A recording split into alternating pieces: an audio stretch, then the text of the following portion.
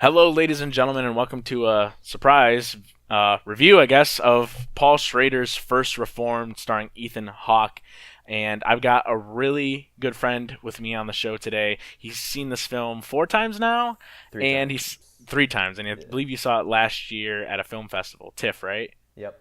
Okay, so you've seen this film a couple times. I got out of my first viewing of it 3 hours ago, and I've been dying to talk about it. And I figured, why not just spend this time to talk with Mikey Brzezinski back again? He was on the third episode of the Showtime with Roman podcast. So, you ready to just dive into this beast?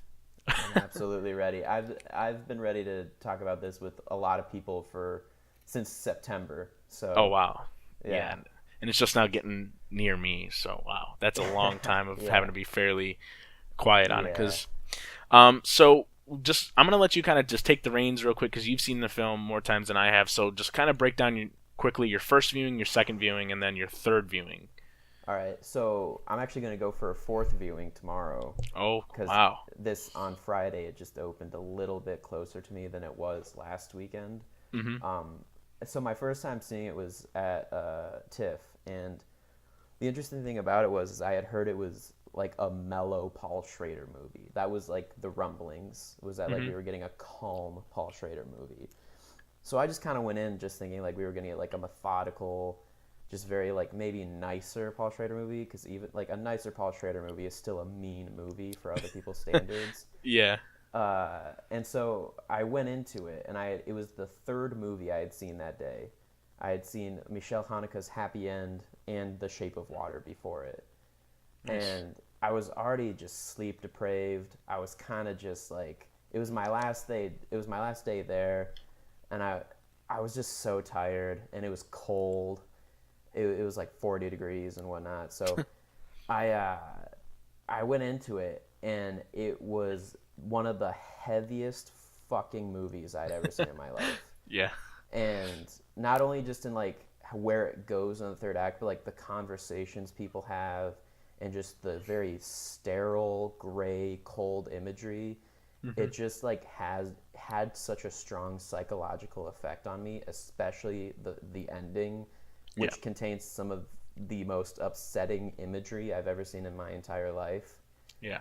I reacted so negatively towards it. The minute it ended, I got in line for another movie, and the guy was like, "What'd you just see?" And I was like, "First Reformed, don't go see it." Like I was so upset. It really, Yeah. and I knew deep down I liked it because of how well made it was, and the Yeah. way it addressed its themes, and how kind of wise it was. And I've always really loved Paul Schrader, but like I was so upset with what happened in that movie, and Yeah. so just like it made this sort of like sleep depraved depression just get worse for me. And the Yeah. next movie I saw was Louis C.K.'s "I Love You, Daddy," and I the whole time I was sitting through that I was just like pissed, and Well. and then that no one else is ever going to see that movie. Yeah. Uh, Of so course. uh, and then as I let it sort of marinate with me, I sort of and then like A24 picked it up like a week later, and I was like, "Are you fucking kidding me? Like Yeah. how is this movie gonna make it into theaters? Because it's just content." Yeah. And it the more I let it marinate, the more I started to realize that like its negative impact is like a true testament to its power. Yeah. The way that it made me feel on first watch is really just kind of incredible. Movies rarely ever get that reaction out of me. This just like respect and hatred at the same time, and sort of misguided hatred. Yeah. So my second viewing wasn't until last month, May, at the Chicago Critics Film Festival, and that screening was followed by a Q&A with Paul Schrader, and I was ready to rewatch it. I was ready to give it another fair shot, knowing what happens in the movie, knowing the direction it goes, knowing what kind of movie it is. I was totally ready to give it another go, and I found myself totally just whisked away by it, and it stressed me out even more on a rewatch, knowing where it goes and knowing what happens. Mhm. And I had this immense appreciation for it, and it shot up from like a so my first score that I gave it at TIFF was like a 2 out of 5 or a 2.5, Oof. and then I Yeah. bumped it to a 3.5 after like just reflection, and then I bumped it to a 4, and then I rewatched it and I gave it a 4.5, and that 4.5 is stayed. And I'm going to see it for a fourth time tomorrow. It could be a 5. I have no Okay. idea. So the second viewing, just I really just sort of accepted it for what it was, and the I mean, the fact that it also had another like sort of intense psychological effect on me, even just knowing what happens, made it mean more. And hearing Paul Schrader talk about it and talk about his relationship with religion and sort of where it takes him in that film, and his inspirations and what he was trying to recapture, it really just it made me just fall in love with it immensely. And then when I saw it on this past Wednesday, it just was a perfect viewing experience. Going through those steps to finally get to the point where I can just watch this Yeah. as a movie that I fully admire and fully love. And Yeah. so yeah, It's quite a journey. Almost, it it's a is. pretty, It it's a is. pretty, Yeah. it's a pretty lengthy journey, kind of like what Reverend Toller goes through in this movie. You know, he goes through a very tough journey. You know, kind of being the person that he is and the role that he plays. And one of my favorite aspects of the movie. And by the way, we're gonna get into full on spoilers here shortly because we have to talk about the ending and kind of like our interpretation of it, or the way we viewed it, or how you viewed it the first time compared to the third time, and stuff like that. So one of my favorite things about the movie is just it's a 4:3 aspect ratio, right? I believe Academy that's ratio, yeah. okay. So that could like make or break a viewing experience because it's so you're not familiar with it. So when the movie opened up and I was expecting like the whole screen to be filled, and then it ended up only being the middle, that was fine. It wasn't a big deal, right? But it ended up being my favorite part of the movie just because a lot of the times movies like to just fill up their frames. A lot of American directors, anyways, a lot of American Yeah. filmmakers, they like to just fill up their frames with so much content, and it's very dense, and it's hard to just get a grasp on what's going on. And there's a lot of not narration per se, but a lot of the times this character's talking to himself or by himself, and so this whole time you're sort of just restricted or trapped within the confines of only just our thoughts. And I feel like the movie conveyed that in a really amazing way because of the aspect ratio and because of the way it was shot. A lot of you said that it's very sterile. There's lots of like grays and stuff like that. It's But very minimalist too. Yes. The shots are very empty, and I like that. Good use of negative space most of the time. Absolutely, and I love the use of the color in the film too. I'm just finishing my review, and I just said that there are just so many shots that he just ices with like crushing blacks and angelic white pastels. The white in the movie is just so. I know pure is a very cliched word to use with white, but that's just the best word to associate with it. And it just felt very pure. It just felt very angelic. But a lot of the times, there's these very dark and heavy blacks, and they just really serenade the viewer. And that's just the whole experience. Like it just felt very meditative, contemplative, and that's the whole time. As soon as he started that conversation, it took off for me. I really just fell in love with it instantly. It's it's one of the most riveting dialogue pieces I think ever done. Every time I watch that movie, all 3 times, I'm completely taken away. That is That scene, and Ethan Yeah. Hawke's performance. Yeah. I will do what Ethan Hawke does at the end of this movie if he doesn't Yeah, get it nominated is. for at least some awards. I didn't I really will wrap I didn't really myself get in on the barbed Ethan Hawke wire hype and train down a until I glass of really started getting Drano into like if he movies doesn't. on a big It's level, one into of the like most insane Boyhood. performances. I guess It's Boyhood his was like my best first ever, big like, hands oh down. my god, Ethan Hawke is so talented. And then yeah. And then Right. I forgot he was even in that. I saw that when I was like a kid. But yeah, he's great in this movie, and he's just I was his always a big fan of the character like Before trilogy, so that was sort of as where someone I that's came grown with up him. Also, I love him in in Dead Poets a Society, very so. Catholic household pretty much all my life, and less so the Yeah. last couple Yeah. years. It was if I saw this movie 5 years ago, I probably would have hated it for what the movie was trying to say and what it was trying to talk about and stuff like that. And it's Same, yeah. for me being Yeah. older and I'm turning 22 next week and going through experiences, and I'm a confirmed Catholic, but I'm not a practicing touch on Catholic. that in a little bit, I feel like the on movie the just message came of out the at movie. the perfect time for me, as did Silence. Silence, in a lot of ways, it reminded me a lot of that, and I just feel like it just really kind of like spoke to me in how people have these roles and play these roles in society, and they sort of confine themselves to their only beliefs, and they're so specific. And then because that big scene with Michael right at the beginning, he talking about, and the environment and how it needs to change and what's going on and how it's going to be by the year 2050, it's going to be awful, right? But then he's still talking about abortion. He's talking about, the child. He's talking about other things that aren't really in relation to the point that someone else is trying to get across.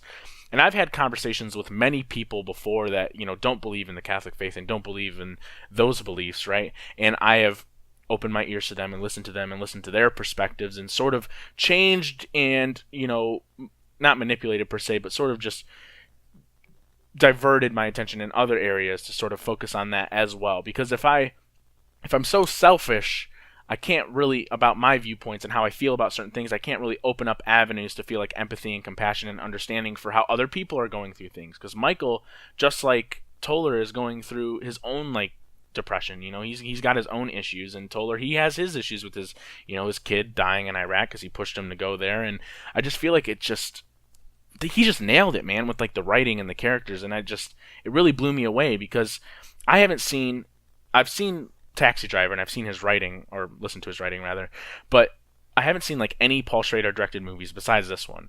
And it just really just clicked with me on every level, and it just kind of blew me away, honestly, in that regard. I think this is a crazy.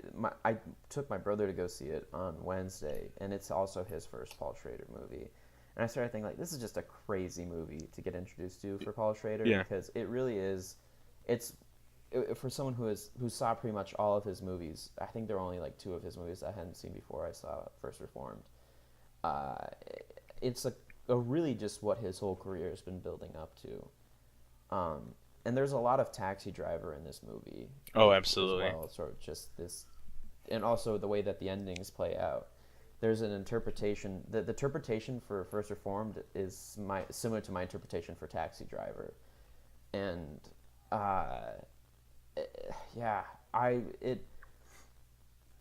it's a hard film to pin down fully. And as someone who was raised in a pretty strict Catholic household, I've since sort of parted from my religion, but this had a similar impact to me that Silence did. While they both tackle things in a very different way, I think this movie does a brilliant job of tackling what it means to believe in faith in 2017 or in 2018. Yep. The shifting of new ideas and old ideas, how we keep interpreting things as the years go on, how our interpretations of what faith is change, how those things evolve, or if they even evolve at all.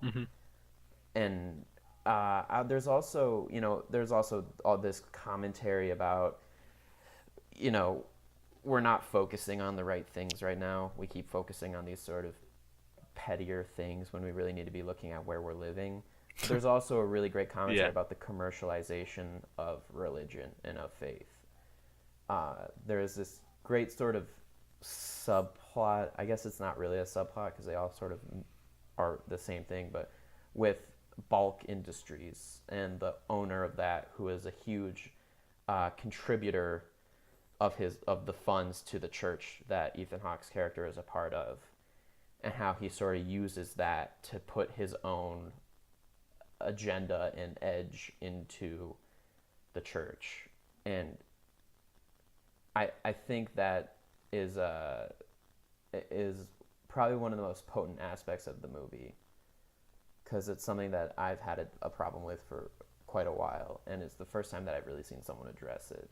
So yeah, that sequence with the owner of Bulk Industries at the table is when there's always a moment in a movie that you're watching that you're already really enjoying, but when you watch it and you're like, okay, movie is incredible and I'm in love with it. And that was that scene for me where, the whole time I was thinking about it, I was like, my dad would hate this movie.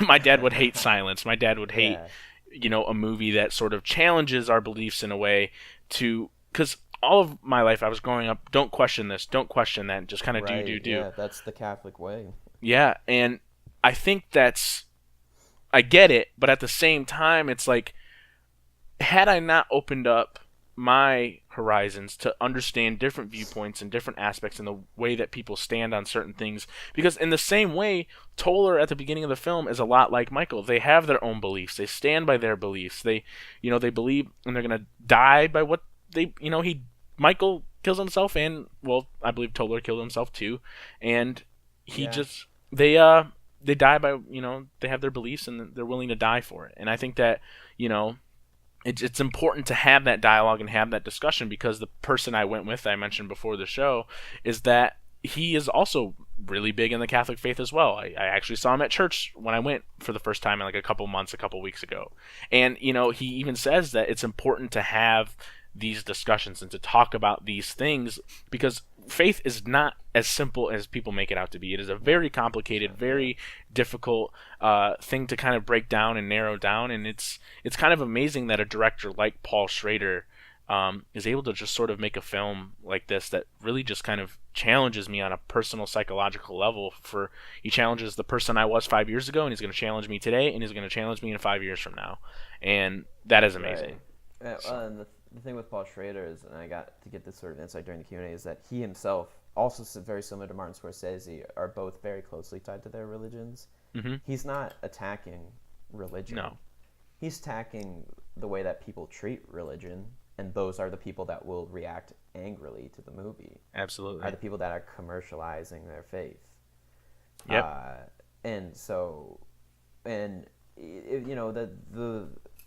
I hope this movie, if enough people see it, and I think it's been doing okay in theaters, and I think once it hits VOD and Blu-ray, it'll probably get more eyes on it. Mm-hmm. But I hope it inspires a conversation in people to challenge themselves and what they believe in, because the only way to actually evolve what you're doing is to challenge it, and then you only by then. I think when you challenge what you believe in, you only make your belief in it stronger. Absolutely. I completely agree. Yeah. So,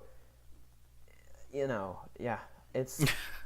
Yeah, well, the movie does kind of talk about that, that scene at the table when he's like, are there going to be politics? We can't have politics, Right. blah, blah, blah. But at the same time, he's like, at the same time, like, they're commercializing this big 250-year event. Right. And it's like, they have people at another church that, Cedric the Entertainer, he's great, by the way. I thought he was really good. And Amanda Seyfried as well. Oh, she was fantastic. Her last name, but she has this just like natural purity to her in her performance there, and she was great. But yeah, it's just one of the reasons, and obviously I don't want to make this too much about who I was as a person that went to church and who I am now, and as a person that doesn't really go very often, if at all. And it just like one of the reasons that I feel like I've separated is because of that commercialization, because of those things that they try and implement all the time. Though it's just like, why does it have to just be you? Don't try and bring in so many things at once. And it doesn't help that the churches out here in Arizona all look like office buildings, and it feels like you're not really learning much of anything. It doesn't feel sacred. It feels like I'm at school, and it's like I don't like feeling like I'm at school, because growing up in the Midwest, you've got steeples and you've got stained glass windows, and they don't have that out here. And it's just the church that I used to go to was pretty over the top. Yeah, yeah, and the movie it's not going to be for everybody, and there's going to be people out there that if they aren't really too familiar with faith and certain things like that, then they're probably not going to really connect with it on a level like we might have. But let's get right to that ending real quick, because we're not going to go too much longer here. That, yeah. But go ahead and break down your thoughts on the ending. So the first time I saw the ending, I had no idea where it was going to go. There's this shot in the movie, and it's actually the first shot they ever released for the movie, where he's walking around at this dumping site, and it's sunrise, and it's purple. Mm-hmm. And he's walking in and out of frame. He goes from one side to the other and back to the other. Mm-hmm. And he's wearing the bomb vest. And I remember when I saw the movie, I had no idea where I was in the movie. I had no idea what was going to happen next. I thought for sure he was just going to blow himself up out there. Yep. So I was literally sitting there, and my heart was just racing. I was like, holy shit, he's going to just explode out of nowhere. Mm-hmm. And it's going to be like a jump scare or something. Yeah. And it doesn't happen. So for the rest of the movie, after that point, I was just on edge. I was literally clawing on my armrest. and then the last bit happens, where you see it all coming together, that he's going to try to blow up the church on its 250th anniversary with all of the big people in there. Mm-hmm. and you're like, oh my god, do they even have this in the budget? Like, what the Yeah. hell? And Yeah. uh, and then he sees that Mary shows up, and he lets out this almost not even human-like scream. Yep. It is one of the most Terrifying. unforgettable noises I've Yeah. ever heard in my entire life. Yeah. That's my first thought too. I was like, I'm never gonna unforget And, that. Like and he it's. starts acting almost like an ape, like an animal. Mhm. He's just walking around, back hunched, just growling. And I'm like, what the fuck is happening? I was Yeah. losing my mind. I had no idea what was going to happen. And then he just wraps himself in barbed wire. And the image of Ethan Hawke's bloody, barbed wire wrapped body is forever burned in my head. I literally gasped when it happened. Mhm. And then the kiss happens. Then he embraces Mary, and they kiss for like a full minute. And the camera just circles around them, and that song plays, and you just have no idea what is happening, and then it just abruptly cuts to black. And I Yep. remember at TIFF when it happened, there was just nervous laughter throughout the audience. People were like, like Yeah. what the fuck, and I just remember I literally had no idea what to think of it. I had no idea what to think of it until I heard Paul Schrader talk about it, and he asked the audience, how many of you think he's alive at the end of the movie?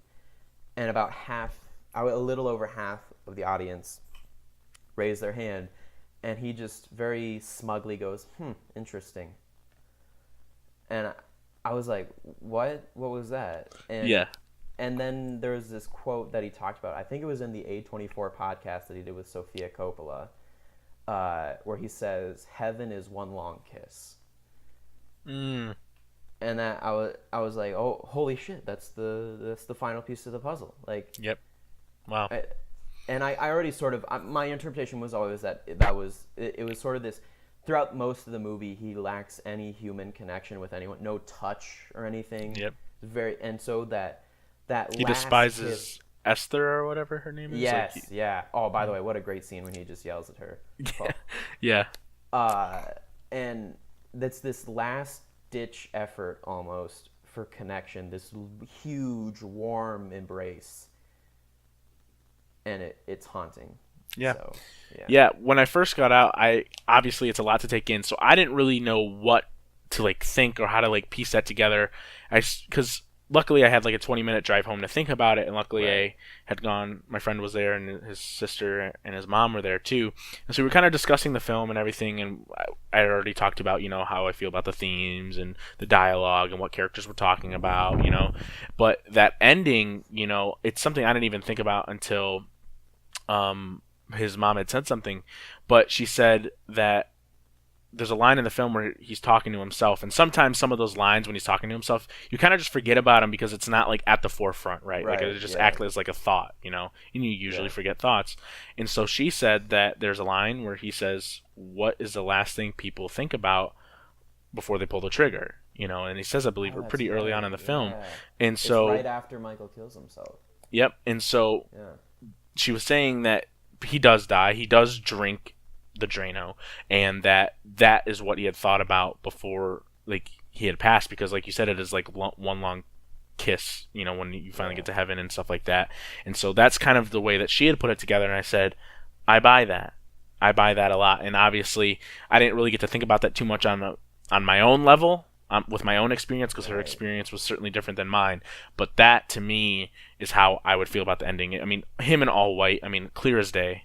Honestly, it's right there. But there's that one long embrace where, he's finally letting go. He's finally, ditched this whole reverend thing. And so, obviously, as a reverend, you're sort of confined to doing only certain things. And so that one big embrace for him is to be with Mary, because he cares about Mary. Like he told her, don't go to the 250th anniversary because he's gonna blow it up, or he plans to.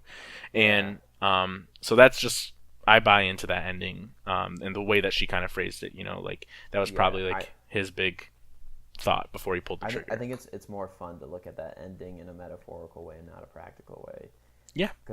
And I know there are people that only like to look at movies in a practical way who will watch them and be like, well, that's a big plot hole.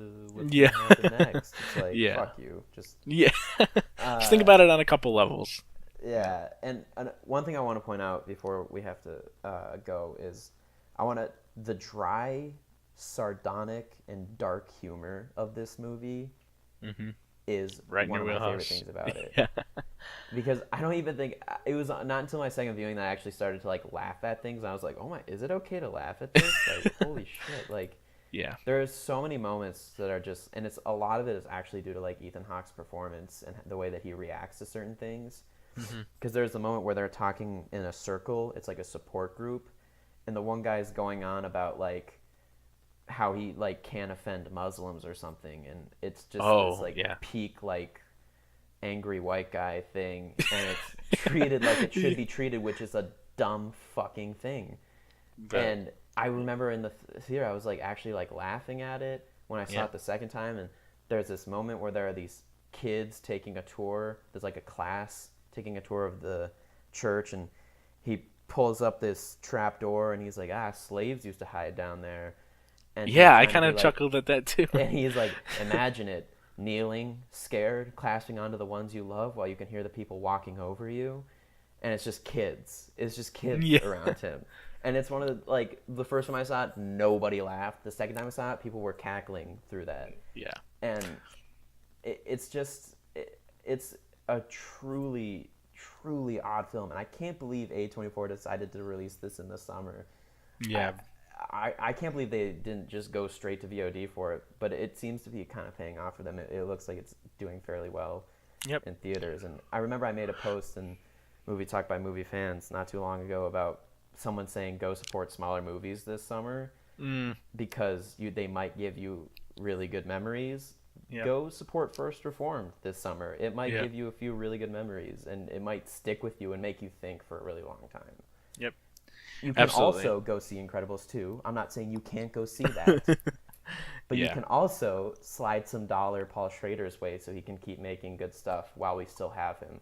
Yeah, of course.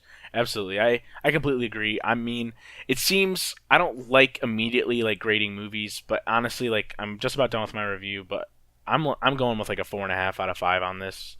It just Yeah. really like connected with me on so many levels as a film fan, and it just really appeals to everything I just love about just American filmmaking in general. I've been watching a lot more foreign films this year. I've been watching a lot more classics, and just to kind of see like I'm kind of like, I don't want to pat myself on the back too much, but I feel like I am kind of like evolving as like a film fan, and I really appreciate it. And it's films like First Reformed, and it's films like Suspiria that I watched the other day that are really just sort of changing how I view. Time? Yes. Was that your first time with Yep. Suspiria? Oh, wow. First time watching Suspiria. I posted the link to my Letterboxd review in the page, but Oh, cool. yeah. So How do you feel about the remake? Like the yeah, trailer? well, I'm gonna get more into that on Wednesday when I podcast okay. with another friend. But Okay. since I don't know if you'll listen or if anyone else will listen, I'll listen. but basically, I think that Luca is gonna do a really good job giving it sort of a modern spin on it. And I think that he's going to do it justice, because movies, when they get remade, they're not going to be the same. It's just not possible. So I would rather someone remake a movie with a little bit more of a different spin on it that still keeps the soul and heart of Suspiria intact. And I think he's going to do that, because already the remake looks significantly different than the original. It does. And It looks updated, but also I think it looks old school as fuck too. oh, absolutely! I thought I was watching a movie from the 80s. Yeah. I was like, yeah. I'm hyped for it. The way Amazon edited that trailer with like the letters and whatnot is Oh. a very old school way of editing a trailer. Yep. I loved it. Yeah, I'm very excited, and I honestly can't wait. I'm not too big on horror films. I'm not checking out Hereditary. I know you're going in a couple hours. I'm literally going in like an hour and a half. I'm so excited. Yeah, So excited. I can't wait for your thoughts on that, because I want to go see it so bad, but I don't know if I could endure it in theaters, because I watched The Witch at home on Blu-ray, and I Oh. couldn't do it then. So I don't even know if I could do I have a good Hereditary story in about theaters. seeing The Witch, but that's for another time, I think. Yeah. All right. Well, glad to have you on. I could not wait to Yeah, talk about good. this movie with you, because you've been not championing it per I'm se, a champion. I championed it starting a month ago. I didn't champion it when I saw it at TIFF because But- it made me upset. But I'm championing it now. Even then, I still think I would have recommended it just to get people also upset. Get people on my level. Well, it was good to have you on. I'm glad that we Thank you. just sort of did this, improvise this just out of the way, out of the blue. We sort of just put this together. So, where can people find you on the internet? Instagram, Facebook, and Letterboxd. Sweet. Well, it was good chatting with you, Mikey. We'll definitely have to do this some more, and hopefully one day I'll be able to make it to a film festival to see movies with you, or go to like some sort of like big event, because that'd be pretty cool. Yeah. Because I feel like we just watch movies in very similar ways. But We do. all right. Well, have a wonderful rest of your day, ladies and gentlemen. Check out First Reformed if you can. If it's playing anywhere near you. I might actually get a chance to see 2001: A Space Odyssey next week for my birthday, which would be probably the 70? best. Or seen it in 70? I don't know if it's 70. I haven't gotten dived I'm too much seeing into it the in 70 details. millimeter in But, August, the like new restoration. So. oh, jealous. Yeah. But Or it's I might as in well the just store. at least try and see it on the big screen. So I might be spending my birthday in a theater for 3 hours watching one of the greatest films ever made. So keep supporting films like that, and have a wonderful rest of your week.